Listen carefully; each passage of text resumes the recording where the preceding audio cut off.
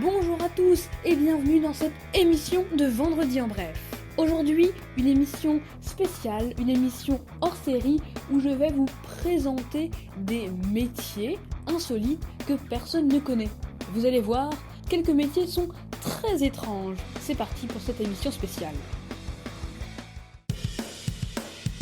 Nous allons commencer avec un métier assez sportif, c'est-à-dire être nettoyeur d'écrans de cinéma. Tout comme vos vitres et vos écrans, les écrans de cinéma ont eux aussi besoin d'être nettoyés afin d'éliminer la poussière ainsi que d'éventuelles traces. Un métier qui demande de la patience au vu de la taille de chaque écran ainsi que des techniques bien précises. Effectivement, les interventions sur les écrans de cinéma nécessitent des équipements de haute technologie ainsi que des produits de nettoyage bien particuliers. Quant aux professionnels, il se doit de ne pas avoir le vertige puisque le travail se fait essentiellement en hauteur et doit être doté d'une bonne condition physique. De plus, le nettoyeur d'écran de cinéma doit faire preuve de flexibilité car il devra être amené à intervenir principalement pendant la nuit. Pour effectuer ce métier, il n'existe pas de formation particulière. Néanmoins, une formation de cordiste peut être un peu plus si vous souhaitez réaliser le nettoyage d'écrans géants qui font parfois plus de 1000 mètres carrés.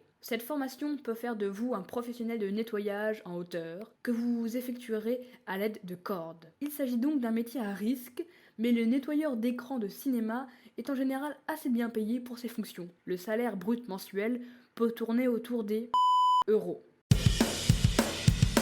Nous passons maintenant au métier canin avec un testeur de nourriture pour chiens. Un job qui a du chien.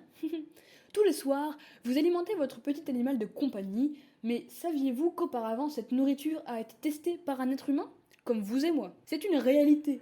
Avant que votre animal se régale avec son festin du soir, celui-ci a d'abord été approuvé par un testeur de nourriture pour chiens et chats. Pâté, croquettes ou encore friandises, tout y passe et les testeurs aiment ça. Mais attention, le métier de testeur de nourriture pour animaux peut se comparer à celui de testeur de vin.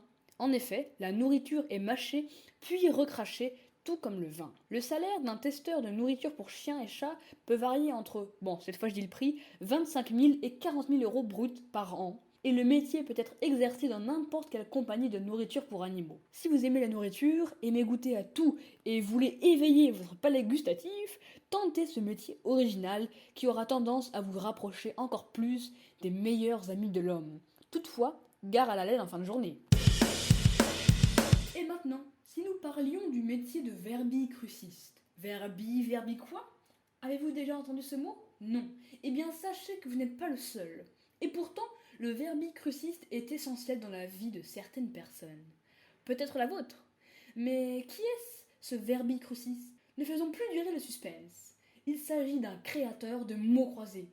S'il vous arrive de passer des heures devant vos mots croisés pour faire passer votre temps ou par passion, imaginez le verbicruciste, celui qui les crée.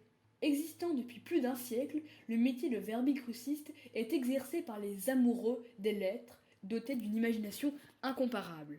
En général, la création d'une grille de mots croisés prend environ 1h30 à 2h pour certains, mais peut durer 5 à 6 heures pour d'autres, tant le travail est complexe. En effet, il demande beaucoup de concentration et de méthodologie. Pour devenir verbicruciste, aucune information spécifique n'est requise. Si vous souhaitez exercer ce métier, l'essentiel est que vous ayez une parfaite connaissance de la langue française et de l'orthographe. Si vous souhaitez exercer ce métier, l'essentiel est que vous ayez une parfaite connaissance de la langue française et de l'orthographe, et que vous soyez passionné par les mots. En revanche, prenez garde, le métier de verbicruciste est aujourd'hui de plus en plus en danger et menacé par des robots générant automatiquement des grilles de mots croisés. Nettoyeur d'oreilles. Nettoyeur d'oreilles? Ça existe vraiment?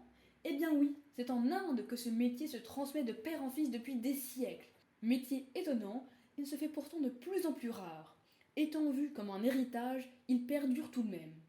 En somme, si vous sortez le matin et que vous avez oublié de vous laver les oreilles, pas de panique. Quelqu'un le fera pour vous. Le nettoyeur d'oreilles travaille dur, de 7h à 20h tous les jours, pour recevoir à peine 100 à 200 roupies, ce qui correspond à quelques euros. Même si ce métier ne paye pas, ces personnes continuent à l'exercer pour une question de relève. Je vais maintenant vous parler de petits métiers en bref, comme par exemple être plongeur, récupérateur de balles de golf. C'est un métier utile pour la planète, mais en même temps extrêmement dangereux et pas seulement pour les balles de golf. Dans les eaux des terrains de golf, il y a des produits chimiques, des serpents venimeux, des tortues, etc. Mais la rémunération va jusqu'à 90 000 € par an, ce qui n'est pas mal. Et maintenant, si on parle du métier très marrant d'aplatisseur de plis. C'est un métier dont il n'est pas facile de trouver un équivalent en français, ce qui donne l'aplatisseur professionnel. Il devrait enlever les plis des chaussures en utilisant un fer à repasser et un séchoir. La rémunération est assez intéressante, elle se situe entre 17 000 et 44 000 € par an. Intéressant pour une reconversion.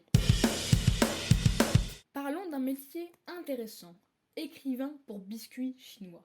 Les petits gâteaux chinois appelés biscuits de la chance ou biscuits de la fortune ont à l'intérieur quelques mots, en général sous la forme d'une prédiction, et il existe quelqu'un qui doit forcément les écrire. Sachez que les auteurs de ces messages sont assez bien payés, franchement. Alors si vous souhaitez faire ça, vous savez où déménager. Voici un métier étonnant, mais qui existe déjà pas mal. Mannequin vivant. Jusque-là, tout va bien, mais dans les vitrines de magasins. Voilà un très bon métier pour ceux et celles qui aiment passer du temps à ne rien faire. Ils peuvent toucher jusqu'à 90 € par heure pour rester immobiles dans une vitrine pendant que les passants les regardent. Un métier rentable qui ne demande pas beaucoup d'énergie, n'est-ce pas ? Et c'est fini. Eh bien non, figurez-vous. Je vais vous présenter un dernier métier, une petite surprise. Un métier qui est le meilleur sûrement, être Père Noël.